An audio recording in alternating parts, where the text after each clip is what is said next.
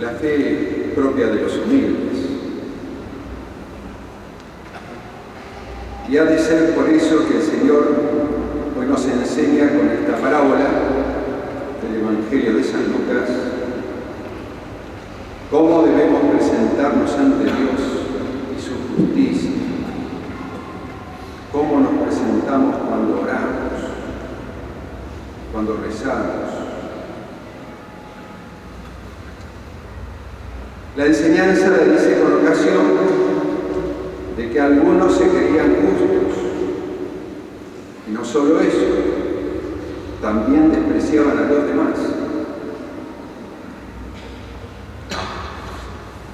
Hay dos personajes en esta parábola. El primero es un fariseo, un grupo perteneciente al grupo de los observantes de la ley, de estricta observancia, y se presentó así. Se presentó en el templo a orar. Es cierto que Dios atiende en todos lados. Dios está en todos lados, pero especialmente en el templo. Ahí abre sus oídos y su corazón. El fariseo se presentó de pie y así creía orar. Le da gracias a Dios porque no era como los demás hombres. Si al menos hubiese dicho como algunos hombres, no. Él se consideraba una excepción con relación a todos los hombres. Yo soy justo, los demás me hacen lista. Ladrones, injustos, adúlteros, son pecadores. No se guardó nada de su soberbia. Se comparó y ninguneó a todos, aún a nosotros. Y aún tenía más, todavía le sobraba como para repartir. Ni tampoco soy como ese publicano que está ahí atrás. ¿Acaso para que Dios no piense que ahí había una excepción? El fariseo quería orar dando gracias por cómo era, por lo que hacía, por lo que obraba. Y de ese modo pensaba que su oración tenía crédito y entonces sacó el currículum. Ayuno y diezmo. Yo soy de estricta observancia. Escucho la ley y la cumplo. Y además, doy la 10ª parte de los bienes.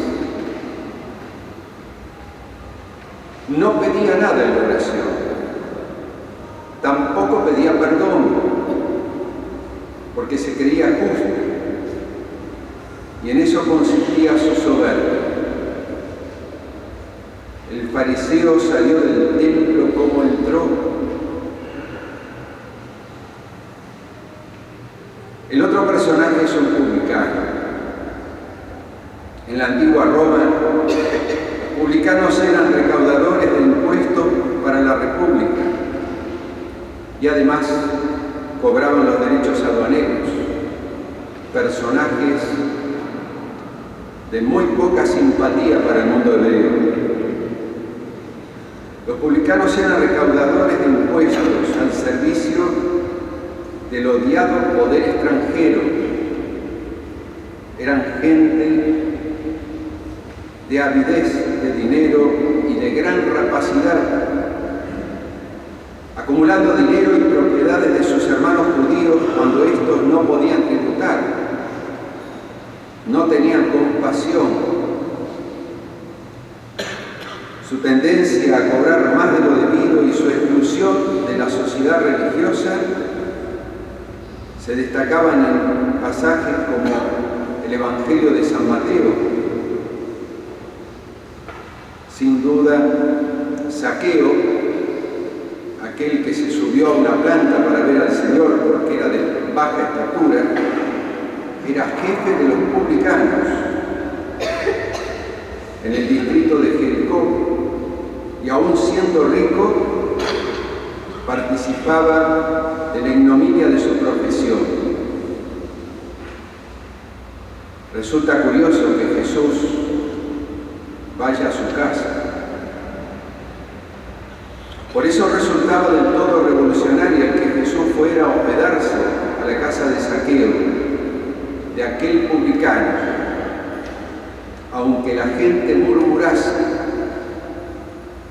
Mateo, en cambio, otro publicano, era de rango inferior.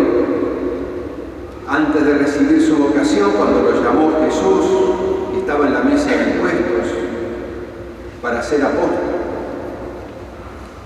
Quizá fue uno de los modelos en la mente de Jesús para la parábola del publicano arrepentido y el fariseo engreído que acabamos de proclamar. A este grupo social pertenecía el segundo personaje de la parábola. Este hombre, en cambio, se llega al templo, es consciente de sus pecados, permanecía a distancia, ni siquiera alzaba los ojos, se golpeaba el pecho, es decir, el corazón, y reconocía que era un pecador y pedía piedad. El fariseo se mantenía a distancia, el publicano se mantenía a distancia, pero era Dios el que se le acercaba. Dios abría su oído, atraído por su humildad, y el corazón de Dios se enciende de ternura, porque la oración del humilde atraviesa las nubes, dice el primer libro que leímos del Eclesiástico, por vía de la humildad, que como una reina llega al mismo corazón de Dios, y mientras no llega a su destino, decía el libro de la sabiduría, él no se consuela. Finalmente Dios explica la norma de su ley y la imparcialidad de su justicia. Les aseguro que este último volvió a su casa justificado, pero no el primero. Y aquí está la razón, porque todo el que se ensalza será humillado y el que se humilla será ensalzado. Pensaba, después de escuchar esta enseñanza, ¿cómo nos vamos a presentar ante Dios para orar? Si vienes al templo cristiano, deja el currículum de tu vida en tu casa. Son buenos los currículums para conseguir empleos, pero no para chapear ante Dios. Recuerda, en cambio, traer tus pecados y sin compararte con nadie, que no falte en tu corazón la virtud de la humildad que abre las puertas del corazón de Dios. Como hoy le damos gracias a Dios, como el publicano, nosotros pecadores, porque ha elegido de entre los hombres de nuestro pueblo al santo cura Brochero, para gloria de la Iglesia en la Argentina y de todo el mundo. Me preguntaba, cuando Brochero escuchaba esta parábola, ¿cómo la entendía? Miren, siempre que hablo de Brochero, a mí me gusta dejarlo hablar a él. Y les voy a leer una carta de él, del año 1874. Ya hace unos 15 años que está en su parroquia, allá en el Tránsito. El señor cura Brochero, como le decía a la gente, tenía su propia estrategia apostólica, muy particular, original, muy creativo, para invitar a sus feligreses a los ejercicios espirituales, que es lo propio de este santo. Y entonces escribe santo cura, reinando en su curato la ignorancia, indiferencia, borrachera y robo, lleno de celo, emprendió la obra de evangelización por medio de los ejercicios. Y no teniendo en su curato cómo darlos, se propuso llevar a la ciudad de Córdoba a sus feligreses para que allí pudiesen recibirlos. Pero se pregunta el que presenta esta carta, ¿cómo arrastraba esta clase de gente que no conocía ni de qué se trataba? ¿Cómo conducía un número de hombres y señoras a 30 leguas por entre caminos asperísimos, de 3 días de camino, entre la sierra? Muy sencillamente, se lo dejamos contar al mismo cura. Y ahora habla Brochero. Preguntaba yo cuál era el hombre más condenado, más borracho y ladrón de la comarca. Enseguida le escribió una cartita diciéndole que pensaba pasar 2 días en su casa, decir misa, predicar y confesar, y que por tanto avisase a sus amigos. ¡Qué pucha! Yo sabía que de esa manera esa gente me iba a escuchar, porque si iba a una casa buena, esos pícaros no se iban a acercar.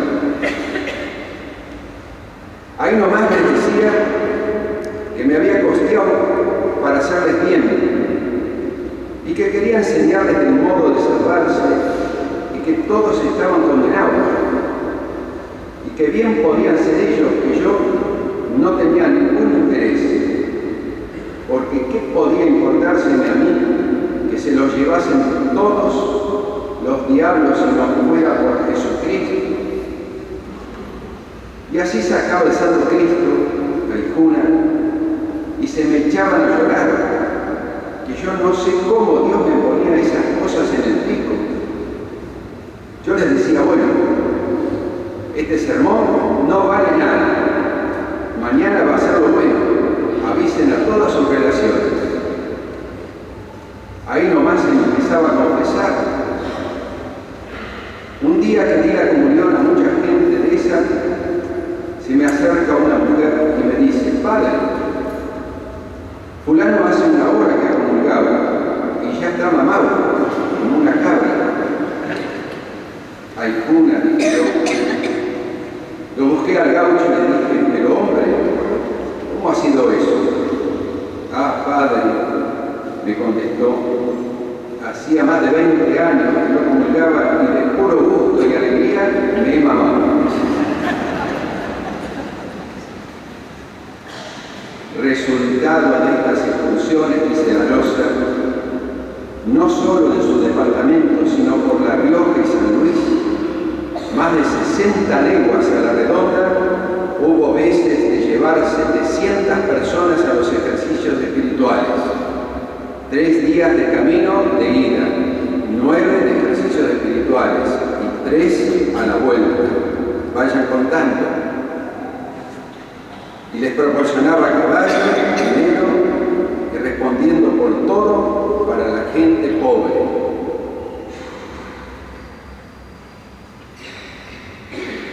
Una de sus últimas cartas, que le escribe a su amigo Nicolás Castellano, 2 meses antes de su partida al cielo. Una colecta le alcanza al cura de 131 pesos fuertes. Y estas muchas vueltas le pregunta a mucha gente si debía recibir ese óvulo o no. Y finalmente, como todos dicen que tenía necesidad, más bien, y que no iba a ser un despecho de la gente, un desprecio, lo acepta. Y entonces él escribe al donante, terminando la cartita, y se diga pues a sus compañeros de suscripción que quedo sumamente agradecido a su generosa bondad, y para que a ellos les llegue una especie de constancia oficial de lo recibido, le adjunto esos papelitos para cada uno de los que han contribuido.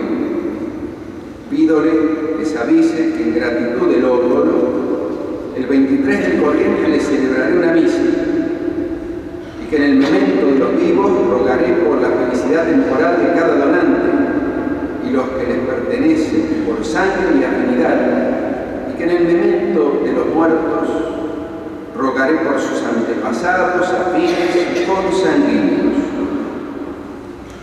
También les dirá que yo me he considerado siempre muy rico,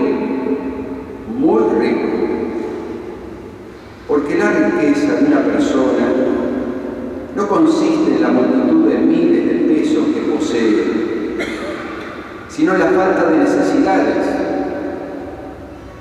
y que yo tengo muy pocas, y estas me las satisface Dios por sí mismo, y las otras por medio de otras personas, como son las relativas a la vista, las relativas a vestirme, a aprenderme.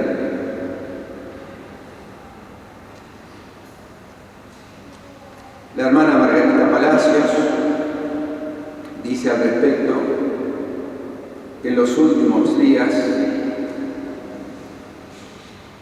el padre Brochero padeció la lepra.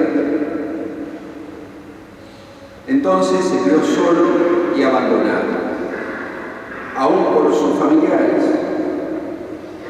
En ese momento el señor Brochero pidió a mi padre que le prestara a alguno de sus hijos para que lo asistiera y acompañara.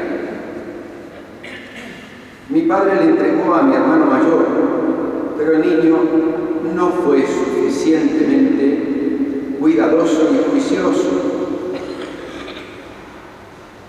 Hasta se atrevió a dejarlo caer una vez para probar si estaba realmente ciego, cosa de chicos. Mi padre quiso apartar a este niño de su lado. El cura Brochero le dijo entonces a mi padre que no le perdonaría que lo abandonara en ese momento. Entonces mi padre le explicó que lo cuidaría él mismo por la noche y que le conseguiría un muchacho más vicioso.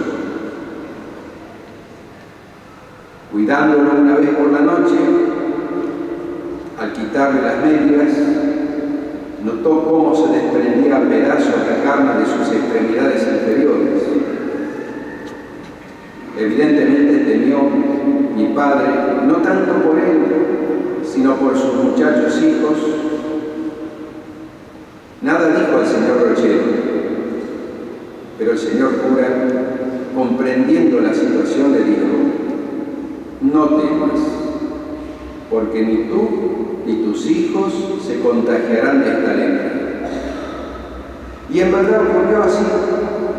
Ni mi hermano que le hizo de lazarillo, ni mi padre contrajeron la enfermedad.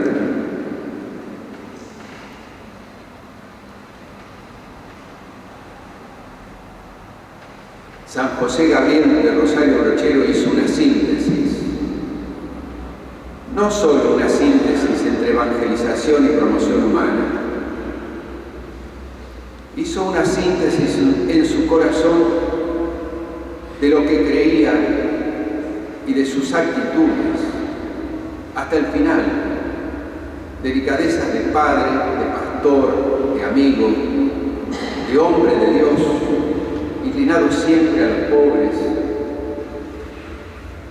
Hay una gran riqueza en la Argentina, y es el santo cura Brochero que nos inspira siempre a estar atentos a los más indigentes, a los pobres. Vamos a pedirle a Él en esta misa, después de haberlo escuchado, que nos conceda un corazón como el de Él. Y Él va a decir, no como el mío, sino como el de Jesús, que fue su inspiración y su modelo. Santo cura Brochero, ruega por nosotros. Santo cura Brochero, Santo cura Brochero,